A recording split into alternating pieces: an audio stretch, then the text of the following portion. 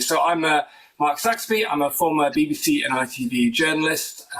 Worked in journalism for 20 years. Started off in newspapers, went to magazines, ran my own press agency.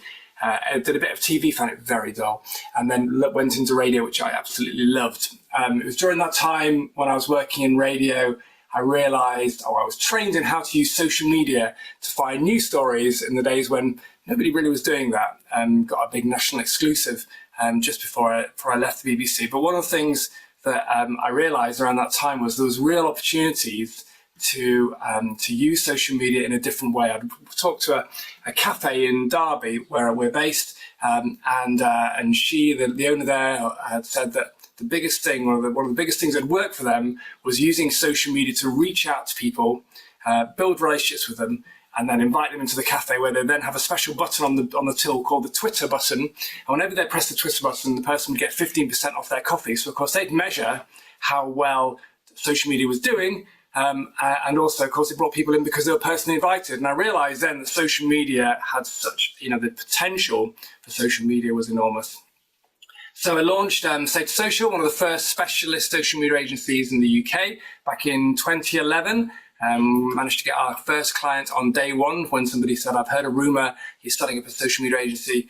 Can I be your first customer?" Of course, it's an offer you can't really refuse. Over the past 13 and a half years, we've run loads of training workshops. We also manage people's social media as well. And we work with small organizations, one-man bands and one-woman bands, up to big corporates, international corporates, companies in other countries. And one of our biggest claims to fame was last year, was it the year before? I lose track of time. That's what happens when you get a bit older. We were approached by somebody who you may have heard of, who asked us to manage his social media. His name was Cristiano Ronaldo. So he said we were asked to manage look at his parfum range, and we thought, do we want to work with Cristiano Ronaldo? And we decided to turn him down. So we can proudly say we have turned down Cristiano Ronaldo. I also run one of the founders of a charity called Positive Social. We go into schools and teach young people how to take back control of their lives from social media. So one of the things I'll be talking about today is not only about how to use social media well, but also how to use it where it doesn't take over your life, how to get a good balance with that. If you're wondering now, okay, I've said all these things, am I really as good as I seem to be? Well, one of the best ways of checking out whether somebody really is a social media specialist is to check out their cufflinks. And if you can see just there, I've got a hashtag cufflink. So if you're ever wondering whether somebody is a social media expert, just ask to see their cufflinks, and then you will be assured they are the bona fide social media expert. Okay, that's me. So today we're going to take you through a bit of a story of how you can save money through using social media. Be effective, really, because as I say, I don't want you to waste loads of time on social media. If you're going to be using social media, I want you to be doing it in a way which is effective, which is going to help your business, which is going to keep you still having a great time with your family and friends and doing things that are much more fun than being on social media. So let's crack on. I'm going to set up to do a poll at the start just to find out what you guys are using on social media. So it's going to be pretty interactive today. We're going to be doing polls, we're going to do breakout rooms and other stuff like that. So hopefully you will be able to stay awake. Okay, so first question for you. Hopefully you should have a poll on your screen. Which networks do you use for your business? So multiple choice, answer as many as you like. Just be interested to see what are the networks which are most favored by you guys.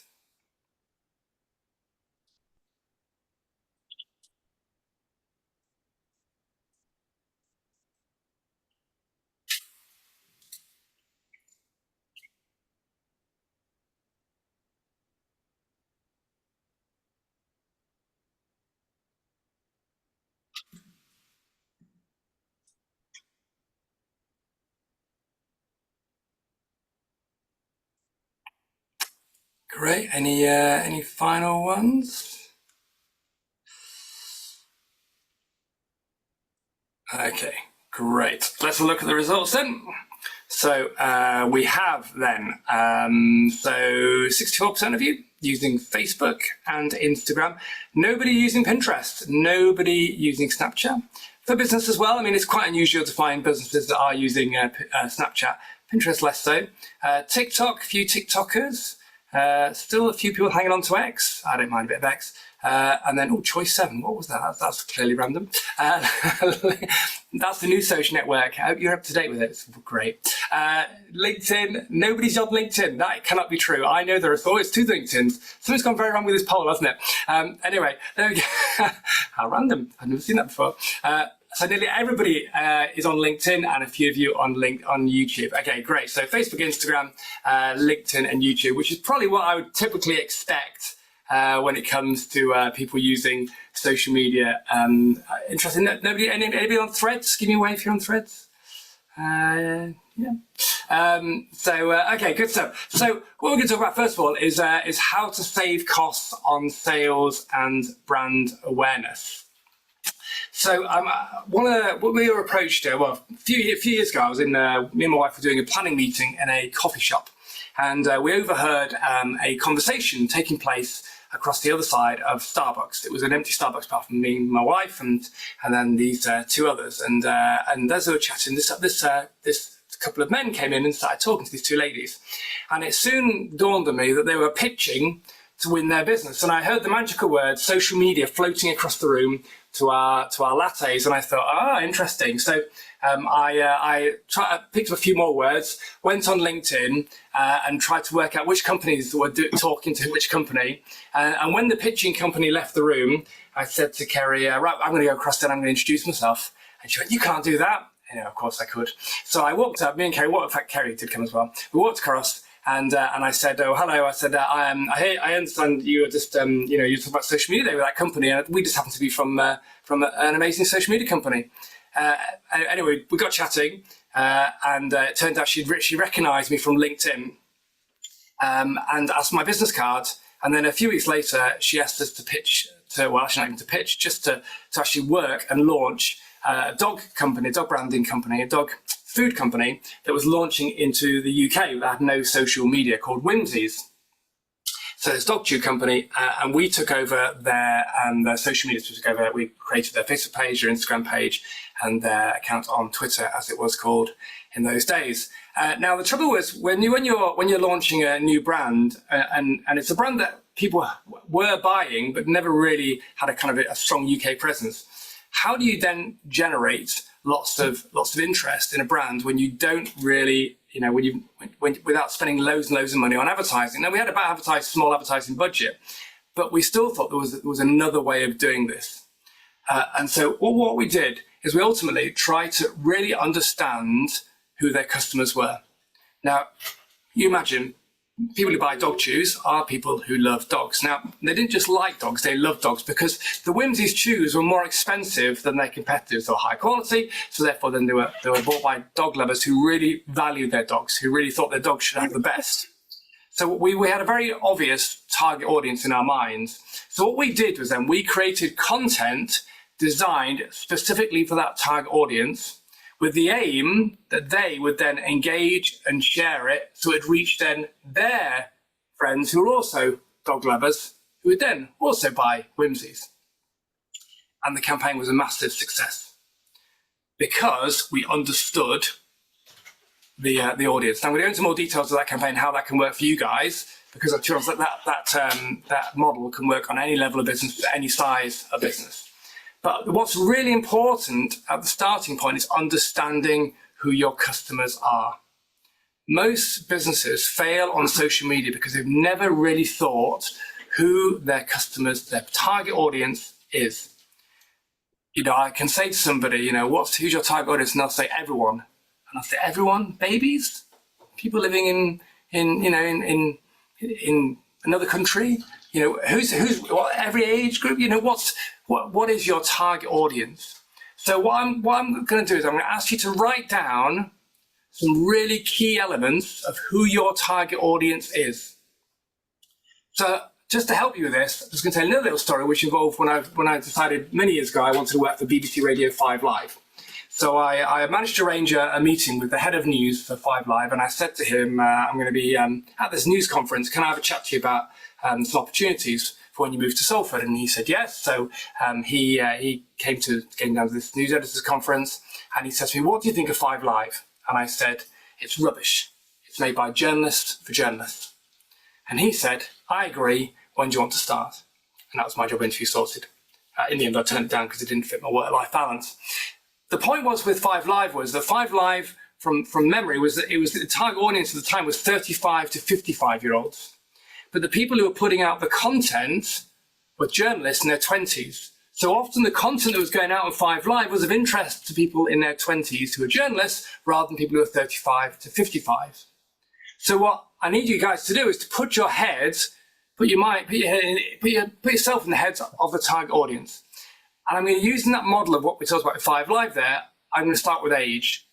I'd like to write down what is the typical ages, and within a 20-year window, like we did 35 to 55 for Five Live, what is the typical age range of the audience that you really want to buy? The ones that spend the most money, the ones that are going to make the biggest difference to your business. So what age range are they? So write that down.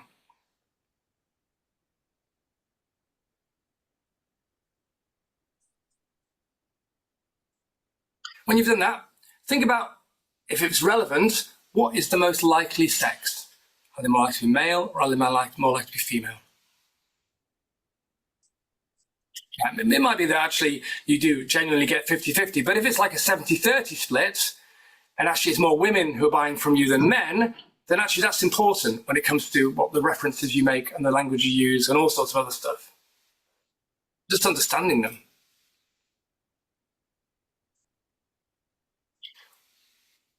Are they likely to be married or single? With children, without children? What's their their life status?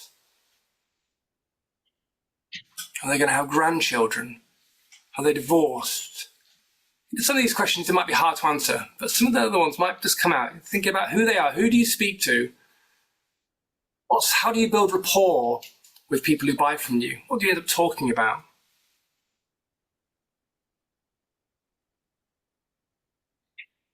What's their job title, if that's important? What's their job title likely to be? Or titles likely to be?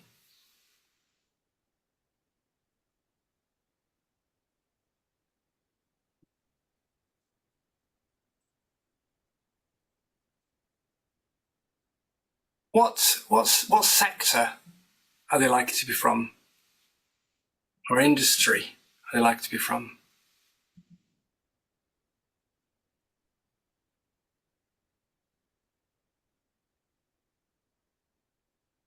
What do we know about them in terms of their interests? What are they passionate about? So, if you're running a knitting shop, and your customers will be probably passionate about knitting. That's therefore then you can talk about knitting. But if you're running, well, I'm going to pick on Matt and Oliver. Say you're running a printing facility, people aren't necessarily going to be interested in printing. That's not their passion. So what is their passion? Their passion maybe is to grow their business, or to get themselves seen. What's their passion when it comes to what they're likely to want to read about? The thing about the dogs, the thing about the dogs is that when it came to whimsies, they were passionate about dogs, but they were passionate about you could then expand that, but we could never talk about cats. I mean, I know it sounds, you think, well, keep their animal lovers, dog lovers that love cats, but actually they didn't, and they didn't love squirrels either, or hamsters, or even tigers. They loved dogs, so everything we did was about a dog. Where do they go on holiday? Are they a Skegness, or are they a Menorca?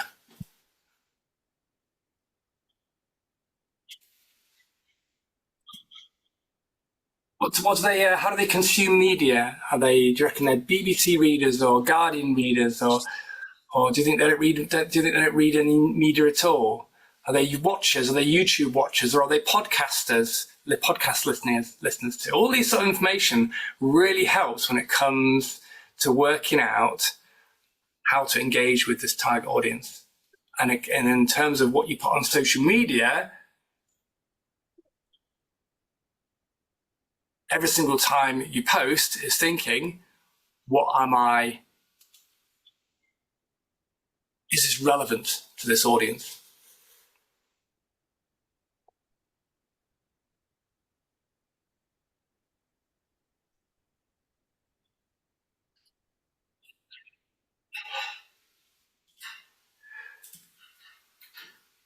So this is where it comes down to that whole thing about winning over your audience. If you're going to save costs on sales and brands or brand awareness, you need to understand your audience in the first place. Otherwise, you're not going to save anything at all, because all you're doing is you're reaching a wrong audience.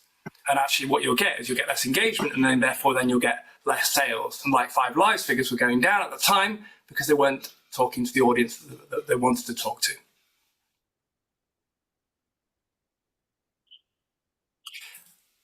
What channels, I'm going to ask you one last question in terms of your audience, and then get some feedback from you guys. What channels do you think they use? So it's interesting, Kerry mentioned at the start that she was, she does lots of dances on TikToks while holding chemistry equipment. Is Kerry's audience really on TikTok? I'm not saying it's not. Kerry's shaking her head. She knows it was just a whim. But where do you think your audience truly is? And it's not because, I read a stat the other day that said that most people are on at least 6 social networks.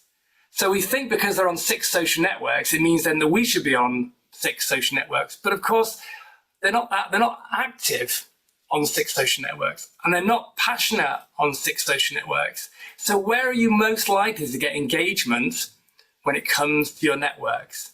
Because again, going back to that theme of excellence, that I mentioned at the start about doing less but getting better results, it's better to focus on 1 or 2 networks than it is focusing on lots, especially if your target audience isn't strong enough, passionate enough, engaged enough, or you've not got the right kind of content, then it's worth not being on that network. So Instagram's a case in point there. People often spend a lot of time on Instagram because it's kind of seen as being a nice place to be. And personally, it's a nice network to be on. But actually, unless you've got great images, and actually people want to engage with your content and your story, if they don't want to, then they're not going to engage, and so therefore then your stuff's going to be a waste of time. And this also comes down to, as well, thinking back as to what network you've got the most sales on so far, if any. So Kerry mentioned LinkedIn. Makes sense. LinkedIn's going to be the strongest one. Now the question for Kerry is, actually, is it better to focus on LinkedIn to generate sales and brand awareness and actually not worry about dances on TikTok? What's the best use of our time? Can we just say, Kerry, you need to put it'd be quite intriguing actually, Kerry. I don't know if you've done it already, to put a link to your TikTok channel in the chat.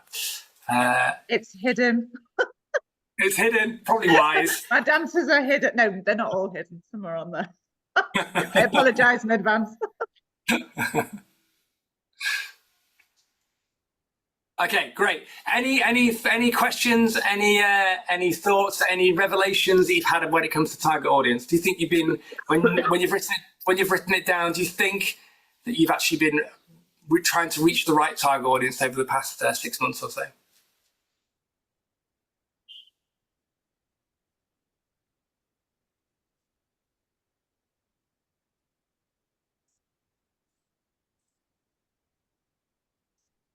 No, Caroline, tell me. I can see Caroline on my screen at the minute. Caroline, tell me your target audience. What did you write down? Oh, don't forget to unmute yourself. That's it. Right. So our audience at the moment is currently between the ages of 50 to 70. So yes.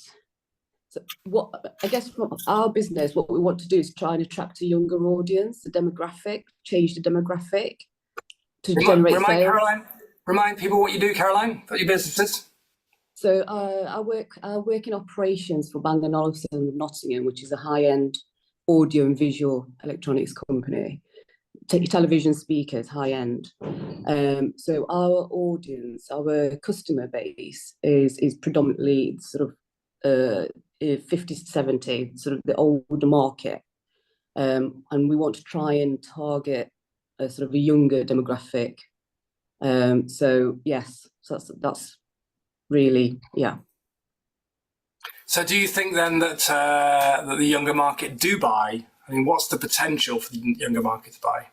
Apparently they do, according to Bang & Olufsen. There is a market. Younger people are investing in high-end, products, headphones, televisions, speakers.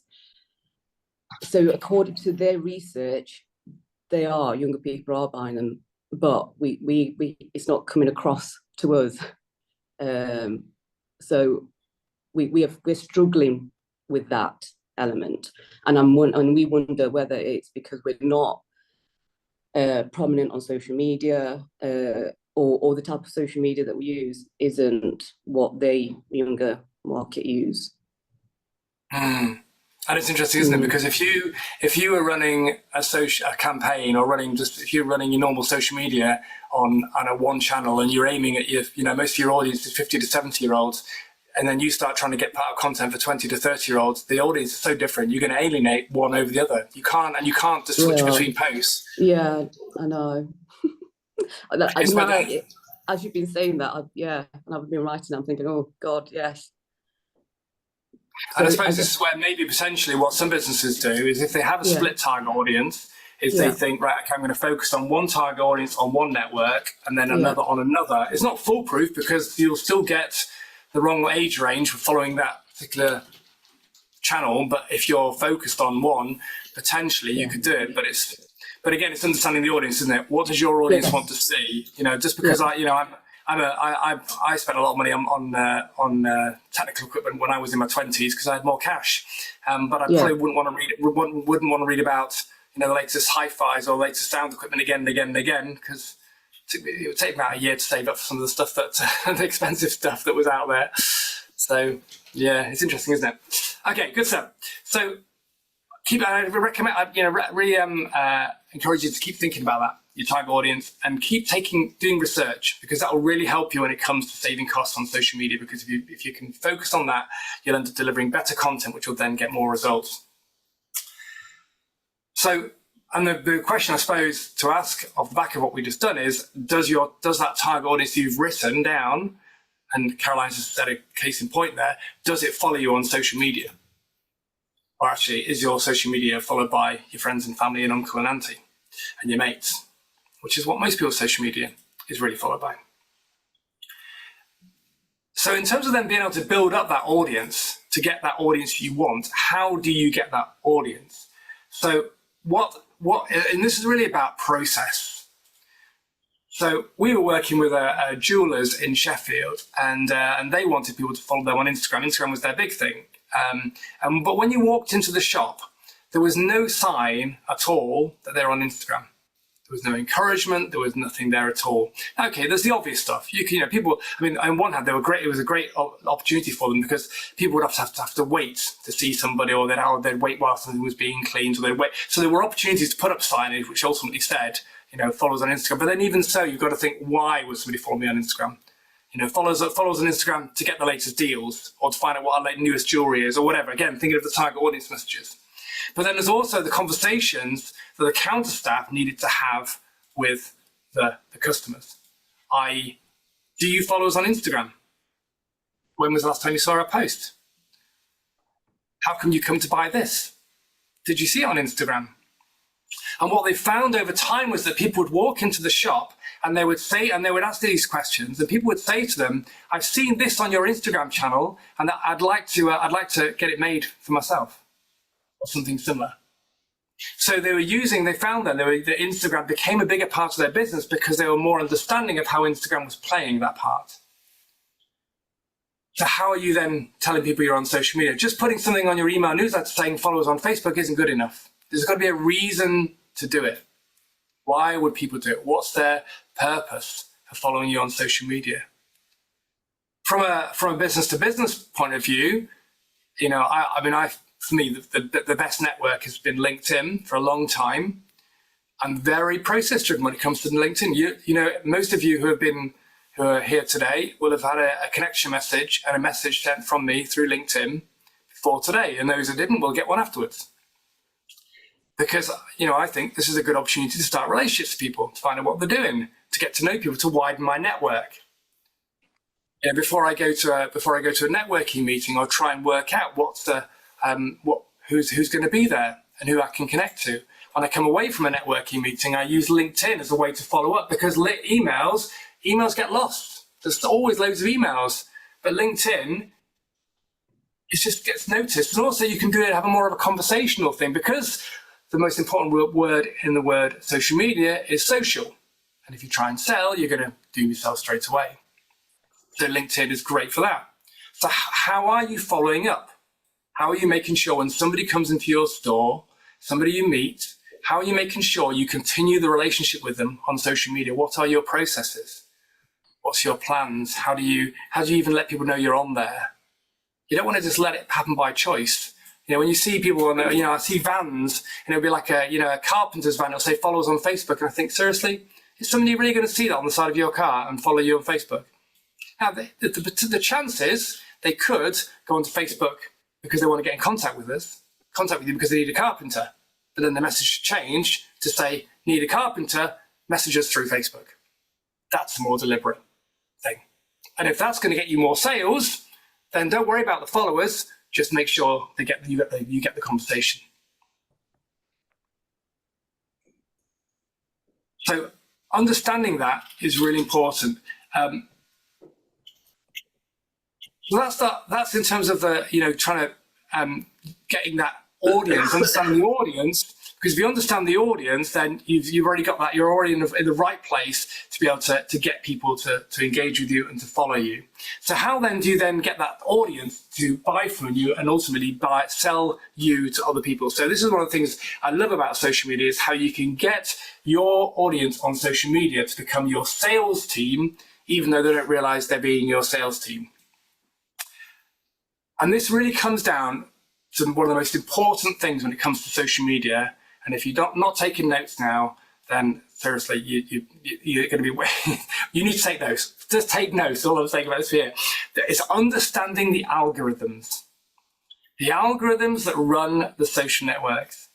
So what happens is, a lot of the time, and I've been telling the story for a while, but it's such an effective story, is that most people think that social media channels, that if somebody follows you on social media, therefore they're going to see your content. So if somebody likes your Facebook page, they're then going to see your post in their feed. And of course, that's not actually what happens at all. Every time you post on Facebook, you're competing with around another 1,500 other posts, all trying to get on the newsfeed. So you've got to stand out. So the way that the Facebook does it, and all the networks as well, are very similar, is it's all about trying to make sure that there is a level of meaningful engagement. So here's a good example of it.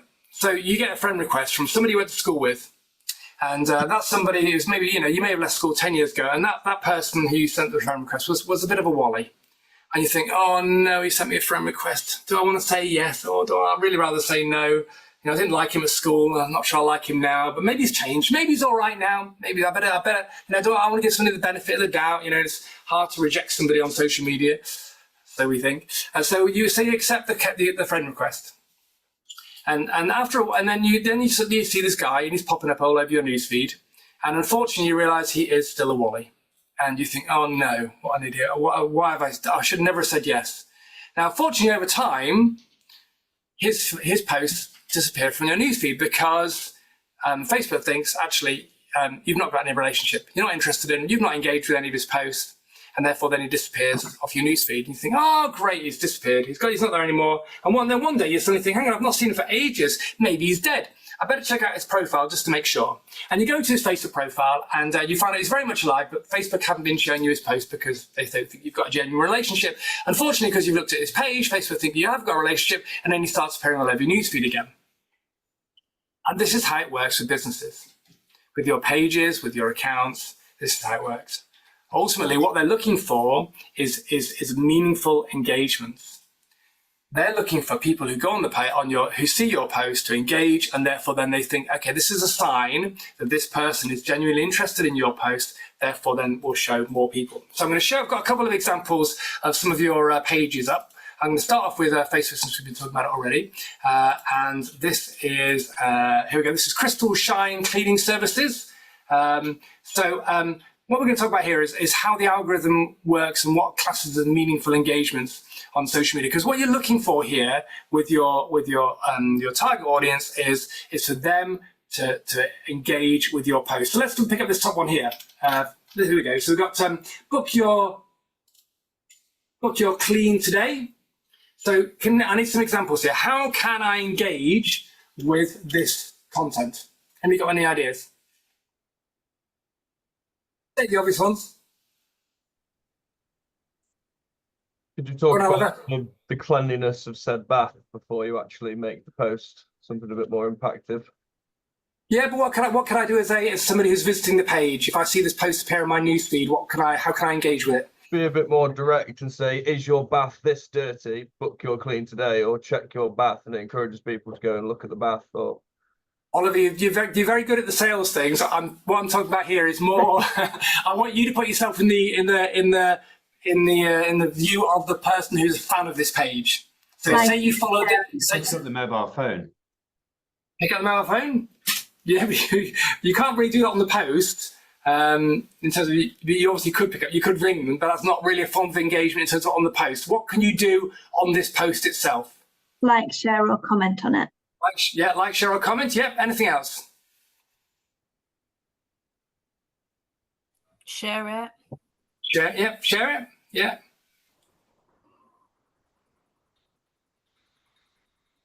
What else can you do? Something else you could do. There's probably quite again a very strong form of engagement. Visit the website. You can't click on the website from there because there's no tagging people in it. There's nobody's been tagged. It's one other thing I can do. Think about the media. What can I do with a photo? Save it. You can save actually. Yeah, you can save actually, which would be quite a powerful bit of algorithm. But yes, you're right. Click on it. That is a really powerful way. Now, all these things have different what's called weighting. So weighting is spelled W-E-I-H-T-I-N-G, weighting. So if I just do a like on that post, it's quite a low form of engagement because it's easy, it's quick. I may not even look at the photo. It doesn't really mean an awful lot. If I write a comment and I put down here and I say, clean. There we go. And I put down clean, and then I make that live. That's okay because at least I've taken the time to put a longer comment on there, and it's better than a like, but it's still quite quick. If I write down instead that is one clean bath. What? My question is, how did it get that dirty in the first place?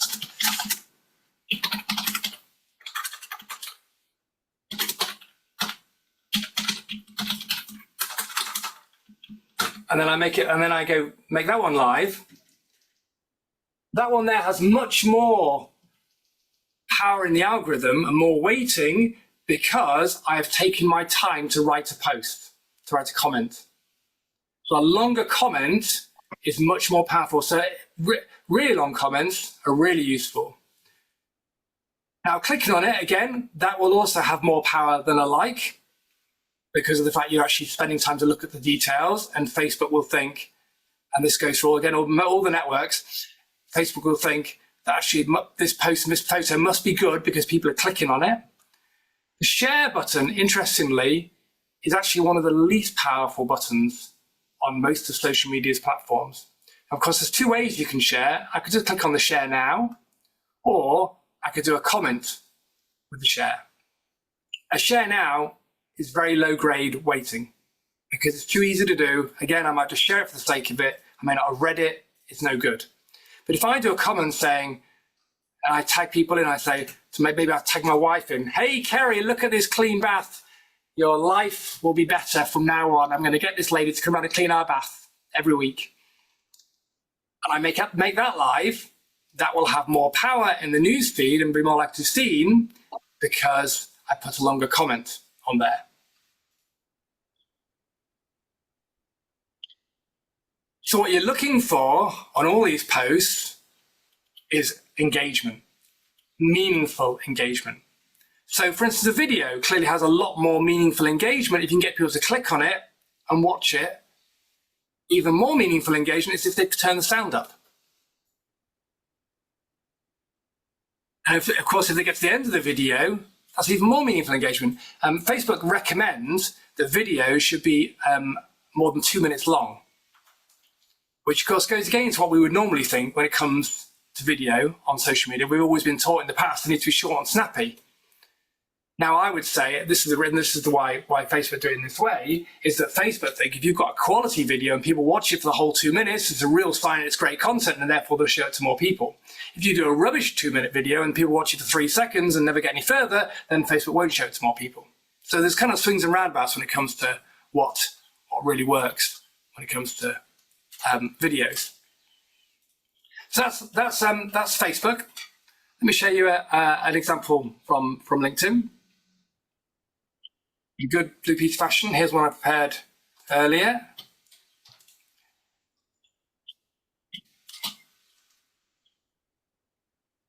Here we go. There's Matt's post. I warned Matt I was going to have one of his posts on the feed. I say, well, it's not warned. It's a good thing. So one of the key things about I'm going to go past this first one here and go to the next one here. So this is an interesting one here. So we've got kelp, ink responsibly. And then one of the most powerful levels of being able to trigger the algorithm on LinkedIn is this little magic button here, the See More button. Because by clicking on See More, I then open up the feed. Now, actually, what's interesting is here, obviously, the only reason we've got See More on Matt's one is because he's put the hashtags in, which generally aren't actually that useful on LinkedIn. But actually, interestingly, Matt's probably done himself a favor by putting them in there because it's actually made me click on the See More, which will then send a trigger out to LinkedIn, say this is Mark's interested enough to click on the See More. And then, of course, we've got the video as well. And that, again, we'll get more measure on the algorithm. With Instagram, one of the most powerful triggers of the algorithm is when people send the post to somebody else. So contrary to the other networks where the sharing is not useful, on Instagram, if you can get people to share your posts with other people, then that will have much more impact on the social networks. Now, Matt's written quite short posts. Most of Matt's posts are quite short on here. Let me show you another one, which illustrates this well. So hopefully, can you see the Paul Dornan post? Yep. So this is a post that was written by Paul. One of those messages. So when Paul's one, then after he did his top line, he then does quite a long post. And people read to the bottom. And it was nicely broken up and nicely paragraph spaced. And so therefore then, what happened is that got 367 likes and 215 comments. So what happens is that this post ultimately had a mini level of virality because of the fact that people spent a longer time on the post reading it. So with Matt's post, if he'd have written more words about what kelp is and what the benefits are, therefore then people would have read more, and then therefore then it would have then been seen by more people. So what you're looking for then, of course, is here. If we went there and looked at Paul's engagements and we started spooling down, already after there's a couple of pictures, we can see we're already getting to second-degree connections, i.e. people he's not connected to. So people outside his network, third-degree connections, people outside his network. So that's how, ultimately, what Paul has done there is he has used his post in a way that then gets it seen by more people. So those people, by engaging with Paul's post, they have helped Paul's post be seen by more potential customers. This is why it's really, really important to understand the algorithm, why it's really important to get what's called dwell time, people spending significant time on your posts. Because if that happens, then the social networks will show the post to more people, and then therefore then you'll be seen by people outside your audience. So going back to the Whimsies example there, was obviously what we were doing there was we were trying to get lots of engagement on the posts. People then would either like it or they'd comment. Ideally, they'd comment. And sometimes they would share, all added to the bigger picture. And therefore then we'd have we'd have new people liking the page every day because they would have seen their friends liked the same content. And it's the fastest way of growing pages organically without spending money. It's the fastest way of building your network on LinkedIn.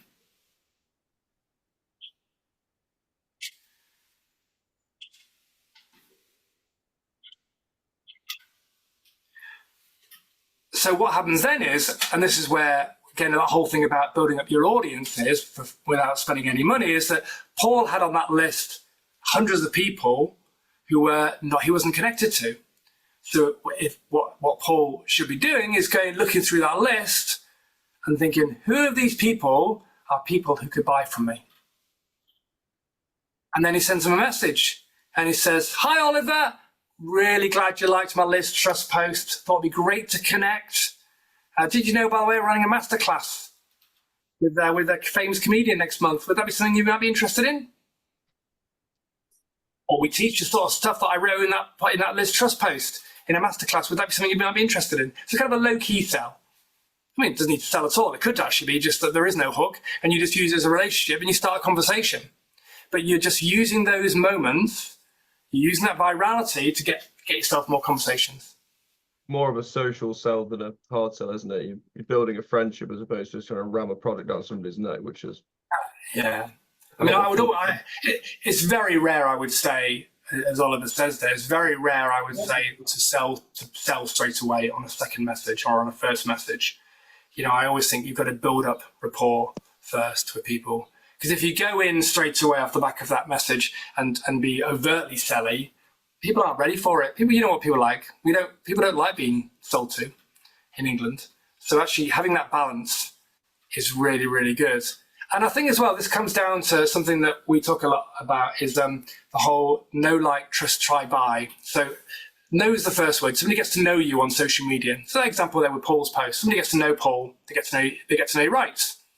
And then they connect and they get to see more of Paul's posts.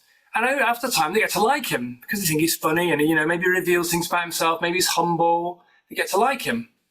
And then they get to trust him because maybe every now and again, Paul will post about a workshop he's running or about something that he's, some results he's getting for somebody. And then they do the try, and the try could be that actually they come along to something small, or they come along to a free event, or maybe they see something he does, and then they go to the buy. What we often do is we try and take people straight from the no straight to the buy. You actually really need to kind of build up that reputation. So I had somebody contacted me and they said, Mark, I've been following you on social media, on LinkedIn for several years now, and I really like you. They've never met me in real life. I really like you. You clearly are good at what you do because I see the results. And I'd like you to do some work for our company, and don't worry, budget's not a problem. That was a nice call to have. And what was intriguing was I don't think I even had any idea he was even seeing my posts. Because he'd never sent me messages or anything before that. So you're getting people to like you, to know you, to trust you. So interesting about Caroline and Bang on Olufsen, do people as a brand, do people like you as a brand, or do they just know what you do? What's the personality of the brand? You've all got another element of brand. What's your personality? What's the personality of a Sint? What do you need? What are you trying to get across? What's the personality of your architecture firm? Who are you? How are people going to like you, and how are they going to like the people that work there? Because people buy from people.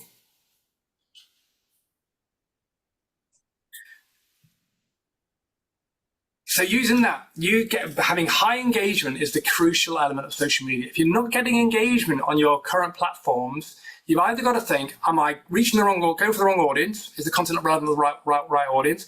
Or have I not got the content to put out there? Maybe I'm telling it badly. Or maybe I'm just not on the right networks to get engagement. There's no doubt about it. Some networks are a lot harder to get engagement on than other ones are. Twitter is notoriously hard, X is notoriously hard at the moment to get engagement on. Is that really where you need to be spending your time? Is Instagram, are you getting lots of engagement on Instagram? I mean, I find Instagram incredibly hard to get engagement on, depending on what, for a status social. Therefore, then we've kind of more or less hibernated our account because it wasn't worth the amount of time we're putting into it to try and get results. While LinkedIn, we still regularly get leads and inquiries. What would you say is a good response on a post on Instagram? Oh, well, it depends on your followers, of course. But I would say, like, I mean, if I had, like, I don't know, 300 followers on Instagram, I would like at least 10% of people to be seeing it. But I mean, that's like the bare minimum. Yeah. You know, really, I would be aiming for half the audience, to be half the number of people who could see it, to be seeing it. But it's that whole thing about what's the measure of success. So, you know, if you get somebody, if somebody buys from you once every month because of your Instagram posts, then therefore that's the measure of success. The number of people engaging and their reach is nothing compared to people buying from you. So I'd always say what's the measure is, what is it doing to the business objectives?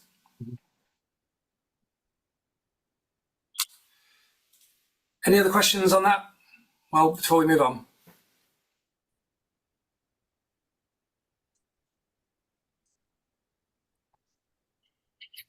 Okay, great. Let's talk about how you can get your audience to provide your content, because we know that actually providing content for ourselves is can be very expensive and very difficult, and unless you've got loads of resources, it just becomes very time consuming. And one of the things that we find that often when you talk to people from digital marketing companies, it's all about producing one great thing or two great things, but actually you've got to be consistent. You know, across social media, you've got to be, what's your daily plan? What's your weekly plan? Where are you going to next? You can't just be relying on lovely flashy campaigns all the time. There's got to be more going on. So how do you do that?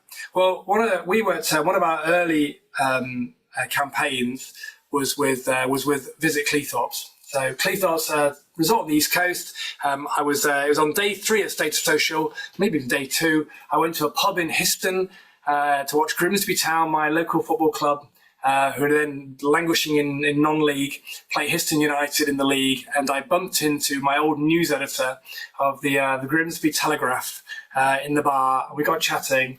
He found out what I was now doing, and he said, "Oh, I'd like to have a conversation." And it turned out he was doing PR and was bidding to do the social media and PR for Visit Cleethorpes, and we ended up doing it together. And we took on the content for Visit Cleethorpes. Now, we're a Derby agency, nowhere near Cleethorpes. And Visit Cleethorpes didn't really have a budget. Certainly didn't have a budget for marketing materials. We had a few photos, but that was about it, and they weren't going to last us. When we were posting in those days, we were posting 3 times a day on Facebook, and then many more times on Twitter. And so it was always a bit of a struggle, and we were kind of trying to be creative. We were coming up with some new ideas that were working. But then one day, Mike Whitaker came up with the answer. So Mike didn't know he came up with the answer, but he came up with the answer. He posted a photo on the Visit Cleethorpes Facebook page, and it was a photo taken of Cleethorpes, and clearly Mike was a good photographer. And I know clearly Mike also loved his hometown. So he put the photo on there saying, "Here's a photo taken of the beach. Great photo." And I messaged Mike as Visit Cleethorpes, and I said, "Wonderful photo, Mike. Do you mind if we share it or repost it on our page?" Of course, Mike loves the idea of having his photo seen by more people, so of course he said yes. So rather than just do a normal share, what we did was we clipped his photo, downloaded his photo, and then we reshared it as a brand new post on Facebook on the Visit Cleethorpes page. And of course, it went mad because people loved seeing the picture. Now, we had two audiences that liked Visit Cleethorpes. There was the audience of people who lived in Cleethorpes, who weren't really the prime audience. And then there was the prime audience of people who lived in South Yorkshire who travelled to Cleethorpes. So like people in the East Midlands travelled to Skegness, people in South Yorkshire travelled to Cleethorpes. So our audience was really aimed at those kind of people. So what we did was we used, in a nice way, people like Mike and the people of Cleethorpes to sell the town to people in South Yorkshire. So when Mike shared this photo, we then put on the bottom of his, when we reposted it, we said, "We would love to see your great photos of Cleethorpes. suddenly all these people started posting content on the Visit Cleethorpes page. And we never had to produce another photo of Cleethorpes for the remaining 2.5 years of doing the contract. We would then post this photo on there. These photos on there. People in Cleethorpes would then like, comment, share, give their memories on the bottom of this photo. People in South Yorkshire would then see the post because the people in Cleethorpes had liked it. And it reached a wider audience of people in South Yorkshire because their friends, they started liking it. They started engaging with it as well. I think one of the things that there was, we had a message on the bottom of one of the posts, which kind of said to me how successful the campaign had been. And it was from a man who said, I've not visited Cleethorpes for 30 years, but then I saw your photos and your Facebook page, and I decided to come back and retry it, and I've fallen in love with the place again. It gives me a funny feeling, even just doing that. I mean, my mum and dad live in Cleethorpes, so it's the town next to Grimsby where I'm from. So to see people come back and fall in love with the place because of our strategy was really, really exciting. So ultimately, what we try to do, as I say here, is understand the target audience and then get them to produce the content for us. We also did the same thing with a company, a leisure company in Nottingham that had branches in Nottingham and different parts of the country, and it was a struggle with them to be able to produce lots of content and lots of. Ultimately it was an indoor golf place. But what we did, we encouraged the people who played golf to put photos on there, and then we would trawl social media for anybody who'd ever taken a photograph of themselves playing golf at one of the venues. We would send them a message saying, can we reuse it? Of course, they would love it. We would then post it, they'd engage with it, their friends would then see them engage with it, they would then tell them it was their photos on the Instagram account, and then their friends would like it, and then their friends would come. They're using their content. So in that way, that was more searching for other people's content rather than just waiting for the content to come to us. Because you may find when you do a search on social media, there's a lot more people who talk about you than maybe you realise that they are talking about you. Let me show you another example of the Whimsies one, which worked well.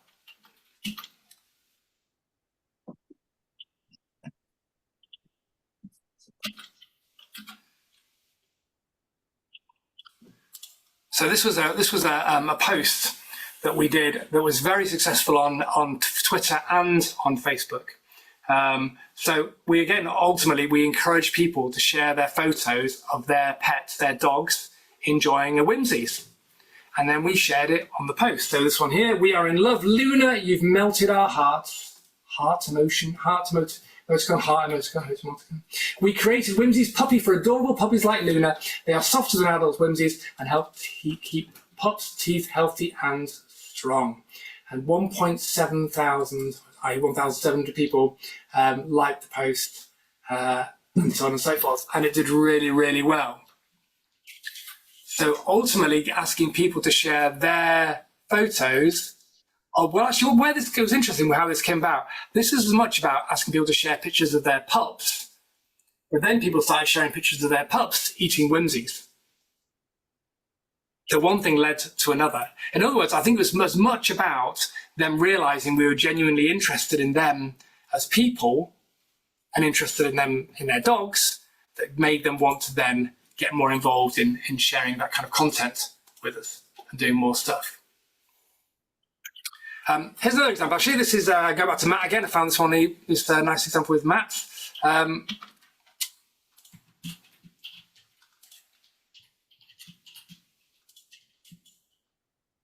This is actually a post that was done by James Mace. So I suspect, Matt, is that one of your customers? Yeah, it is. So this is a post that James did. A fabulous range for an even more fabulous course. Brilliant to have printed this with Matt Bohm and Print4 Limited, also very local printers to us with some outstanding environmental sustainable credentials and even bigger plans. And this is the post that he did with some examples of stuff that I mentioned Matt's team were involved in. That's correct. Now, so how did that come about, Matt? How did James come to post that? Did you know who was going to do that? No, no. So James very rarely leaves the building, but he came along to see the actual. It's a new range of greeting cards for them, and because of the cause, Cool Earth, it was really important. So he left the building and came to see it while it was being printed, and he asked if he could take pictures and videos, which obviously we encouraged him to do. And because it's a new range and an important range, then hence this is why the post has been put out there. So James did it off his own back, and Yes. I mean, it's great that he's done that, and this is really exposed an example of how the fact that James knew that Matt and his team were on LinkedIn, so therefore then he's much more likely then to tag them in and engage with them because he knows they're on there. So again, even people knowing you're on a social network is a really good way of being able to get people to talk about you. But also as well, just actually asking people as well, could you post about us on social media? You know, when you have a successful customer, could you post about us? Could you post a picture? In fact, one of the things that I sometimes do is I try and encourage people to take photos of me. I know it sounds very, very vain, doesn't it? Take photos of me and say to them, hey, take a photo of me and you. Why don't you go stick it on LinkedIn later? And they do. But I have to put it in their mind first. Sometimes we need to put into people's minds. Do you know what? People are very happy to post about us on social media. It's just they don't think about it, and or they get too busy and they forget about it. So what you want to do is just to make sure that actually they do remember, and therefore then they do post about you.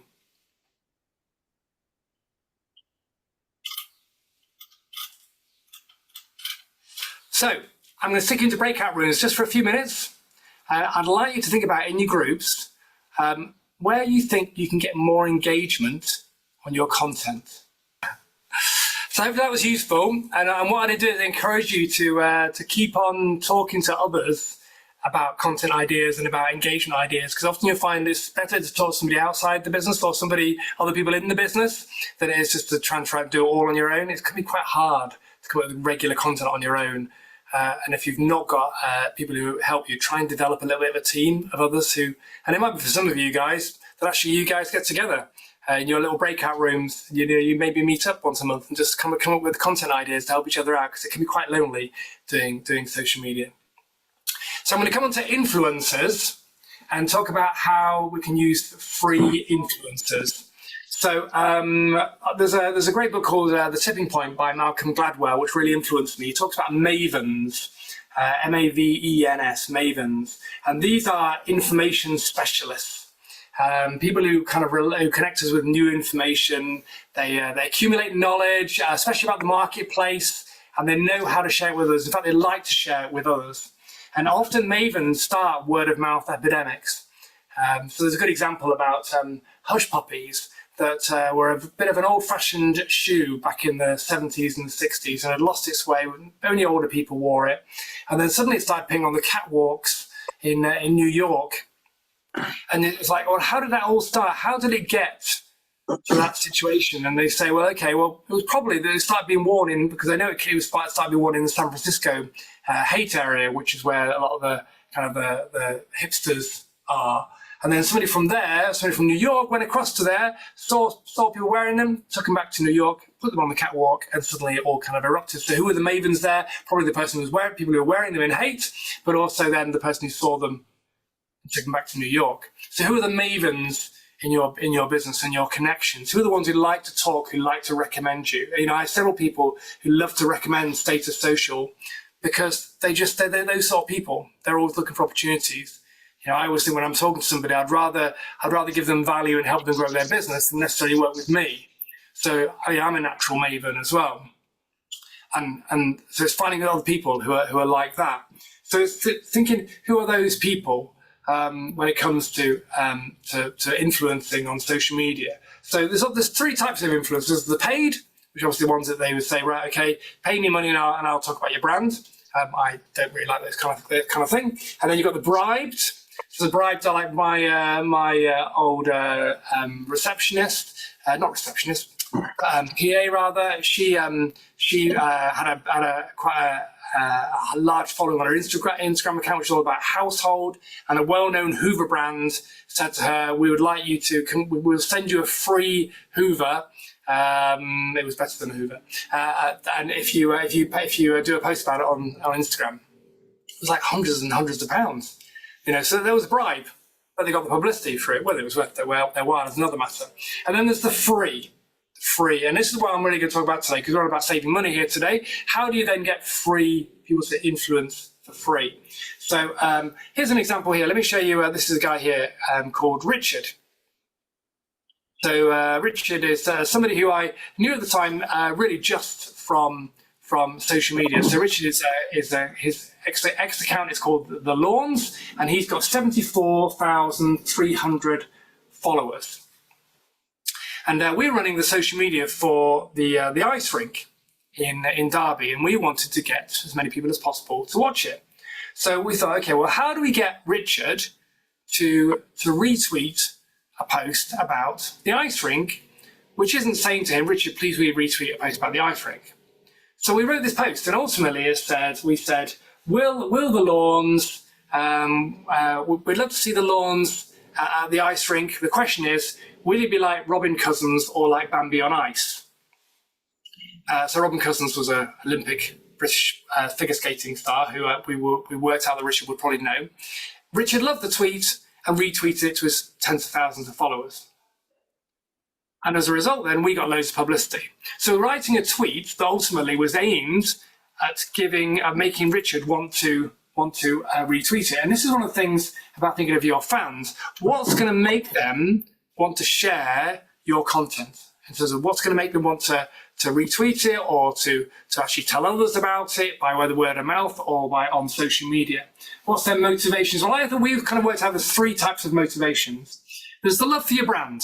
So I don't know, go back to Bang & Olufsen. There are people out there who love Bang & Olufsen, and they will rave about you and they will tell others about you, and they're the natural mavens. Identifying those guys is really important. They're probably the users, probably the ones who've they've experienced you, they maybe get to know you, they've maybe known your business, or they've known people who work in your business in terms of they've had a conversation with them. So they're the first ones, the people who love your brand. So they're the kind of people that are probably already following you. So what's one of the things that's worth you doing is checking out the profiles of everyone who follows you and seeing how many followers they've got. And seeing who are the mavens there, who are the people who've got large followings, who are those people you can engage with on social media to help you grow your brand. Then you've got those that will share because they want to look good. So maybe because they are, you might put out a tweet. So like saying, I don't know, I might say, Justin Clark is the best thing since sliced bread. Well, guess who's more likely to retweet? That will be Justin. If he's got any common sense, of course. I'm sure he would do. So therefore, then I'm making somebody look good. So therefore, then they're more likely to retweet it or like to share it or tell others about it. So if I put up a LinkedIn post and I say, Justin Clark's amazing, Justin's more likely to engage with it. It means then his connections are more likely to see it, and therefore then it gets seen by more people. So there's the second reason, makes someone look good. And then the third reason is a value for their followers. So what's the value? What's the reason why somebody should engage with you? So again, going back to dog lovers, if dog lovers love whimsies and they think whimsies good for their friends' dogs as well to have, they're more likely to engage with the content because they think there's value. If Cleethorpes having an event on, people are more likely to engage with it and share it with their friends because there's a value, because they think their friends will enjoy it too. So it's understanding what the value is for your followers as well, which is a really good way of kind of getting it seen by more people.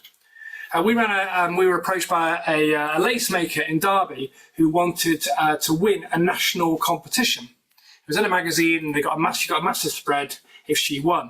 But she said, I need to get people to vote for me to say I'm the best lace maker. But the trouble is I'm against all these people who've got shops, so they can get people who walk through the door. Well, I've not got a shop. It's just me in my workshop. So what we did, we took over her account and we found lace makers across the world, and we invited them to vote for Louise in the competition. And we wrote the message so nicely that people did, and Louise won the competition. So again, these examples of how you can get people to achieve your goals by being social, by understanding them, by understanding what their needs are, what their wants are, and then providing it for them. When we started off with the we launched the social media for the Derby Book Festival, which has now become enormous. But on the day we started, I think we had no followers on Facebook, maybe one or two, and none on Twitter. By the end of the first 24 hours, just with no advertising money at all, the tweets were seen 47,100 times.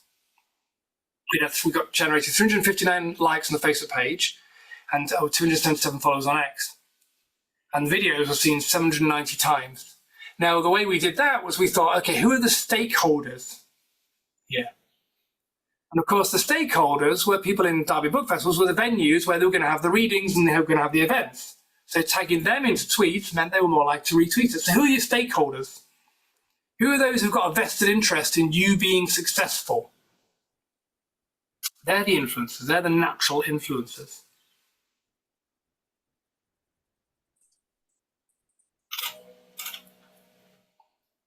It's also, I think, as well, one of the really powerful areas in social media, and probably one of the most powerful areas in social media at the moment, is Facebook groups. So again, I'm just going to share an example here of where I think Facebook groups can be really used. And it's a tricky strategy to use to make work, but actually you can do it if you think hard about it. So this is the local village I live in, Opbrook, and this is the Opbrook and Borrowash Community Group. And we've got here Martin Beavis. Can anyone recommend an affordable and local legal service that deals with the updating of wills and setting up a property protection trust? It must be 100% reliable. Thanks in advance. And then you'll see underneath here, lots of people recommending people. Now, Sherilyn, who also did our will, is on the list. Sherilyn did ours. Sherilyn, highly recommended. Definitely Sherilyn Patterson. Sherilyn gets on there. She puts a link to her website in there. So Sherilyn finds that actually the Facebook group is one of the strongest ways for her to get work. But so what she has done, she has made herself very public in that group. She's not gone on there particularly necessarily and sold. There's obviously been, when there's occasions to be able to say what she does, she's taken that opportunity. It's more that people in the village know that Sherilyn's in that group. They know she's active on Facebook individually, so then they're more likely then to tag her into posts. So I think because Facebook groups at the moment are very much favoured by Facebook in terms of above all other things on the newsfeed, because that's where they recognise that's where real community conversation takes place. They recognise that's what brings people back to Facebook. So therefore then that's why they're promoting the groups in the feed. So what groups could you be in? Where are your fans, your potential buyers, your target audience hanging out? LinkedIn groups aren't anywhere near as strong, but it's still worth investigating whether there's some that could fit and could work for you. Again, try not to go in there and be spammy, try and be social so people get to like you, and then they're more likely to recommend you on there. So I get a lot of people who recommend me on LinkedIn, even though they've never met me, because they see my posts, they get to know, like, and trust me, but they know that I'm active on there. They know that if they mention me, I'm going to respond. So it's a worthwhile tag or mention.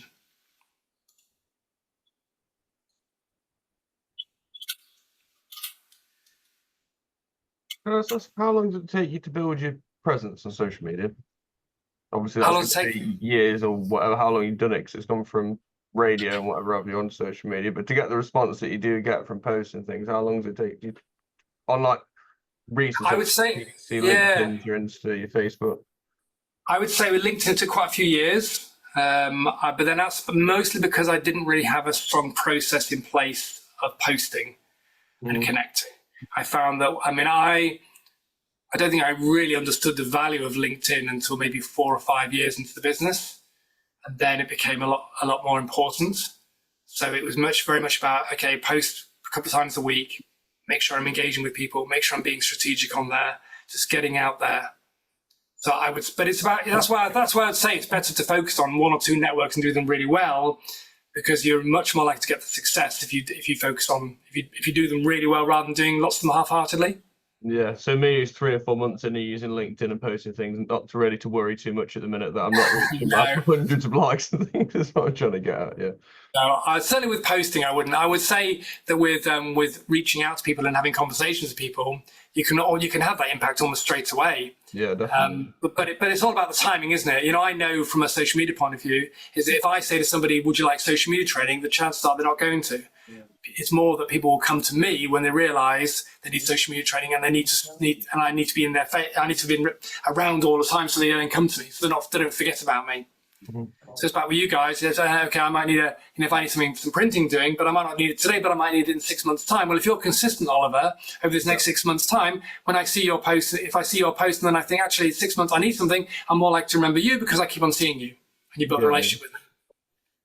Keeping up the pace, as it were. Yeah, absolutely. The other thing as well is in terms of saving money through recruitment. Give me a wave if you want to do recruitment, or are you recruiting over social media? Is that part of what you do?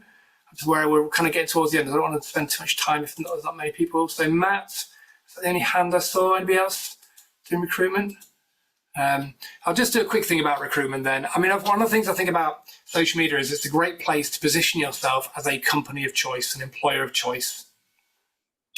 If you are putting out posts which say, this is what it's like to work here, this is what our values are, this is what our ethos is, this is why we work the way we do, this is why we turn down customers, this is why we choose customers, this is why how we'll treat you, and you position yourself as an employer of choice, then people will want to work for you. So therefore, then you don't need to be so proactive in recruiting because you've got a waiting list of people wanting to work for you, or at least they're on that cusp.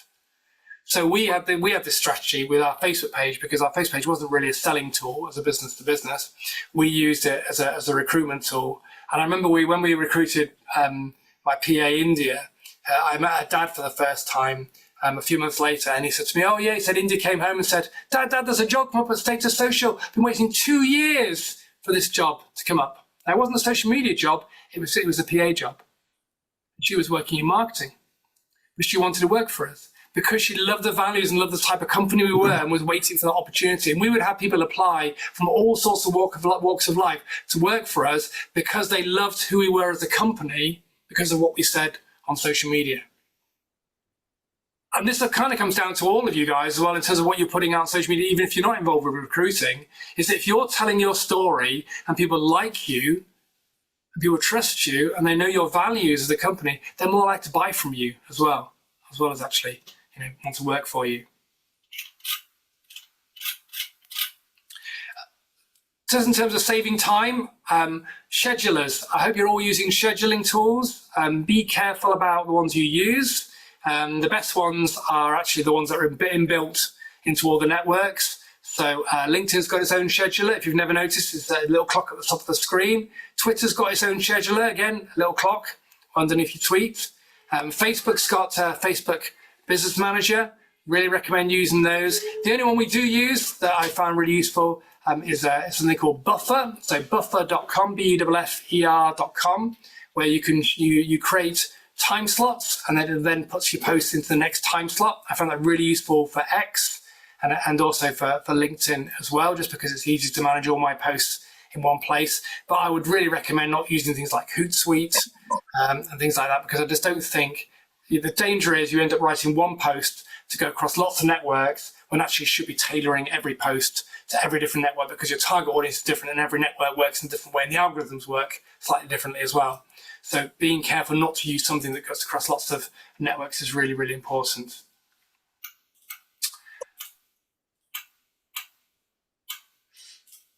Okay, I've kind of run out of time. I want to leave any space for questions. Anybody got anything they want to ask that would that's not been answered today?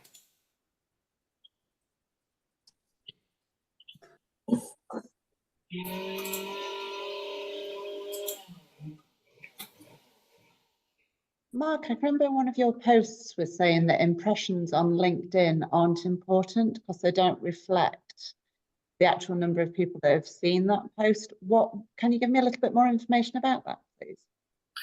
Yeah, so LinkedIn recently revealed that actually an impression, which is normally the number of people who've seen your post, the number of times your post has been seen rather, is actually not particularly useful. So I think it was something like, to count as an impression, a third of your post has to be in view on a screen, and it has to have been, somebody has to have been looking at that view for 0.3 of a second to count as an impression, which, as you can imagine, is a very small period of time. So therefore then, I think impressions are often more a measure of how many people have engaged with a post, but I wouldn't take it as being that's how many people have seen my post. So often engagements are higher because more people have, have kind of engaged. But I would still always look at what's the level of engagement. Now, sometimes obviously that see more button that we looked at on Matt's post, we don't know how many people have clicked on the see more. So that's why impressions are useful, to at least know more people have clicked on the see more. But one of the things that's dangerous to think is oh, I'm a success because 3,000 people have seen my LinkedIn post. When actually the reality is it could only have been read by maybe 400 of those people. Okay. All right, thank you. But as I say, the real success is what's the bottom line? What comes through your business? And this is where the measuring comes in, asking everybody who comes into contact with your business, how have you heard about us? And where have you seen us? Not just who was the last person to tell you about us, but where have you seen us? Do you follow us on Instagram? Have you been on our website? Have you seen our email marketing? Who do you know? Who's told you about us? Get their name. That's really important. Okay, thank you. Any other questions? And while I'm doing that, Nisha, do you want to put the feedback form into the chat for people to fill in? I've done it.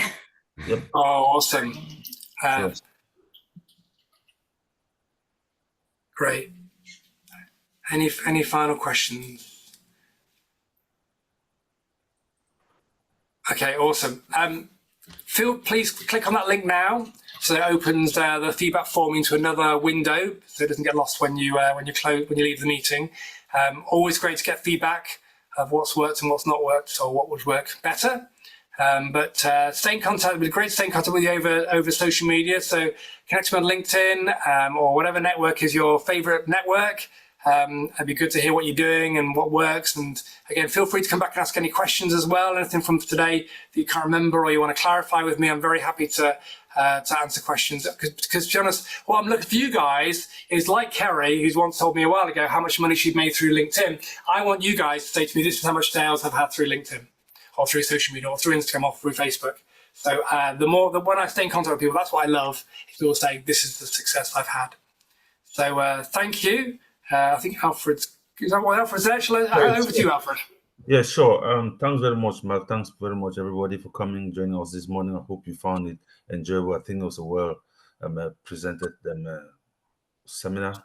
We'll be running one more with Mark coming up later in the year. We'll keep you guys posted, but enjoy the rest of the day. Thank you. Thank you. Thank you. Thanks, everyone. Bye-bye. Thank you very much. Thanks very much. Thank you. Bye-bye. Cheers.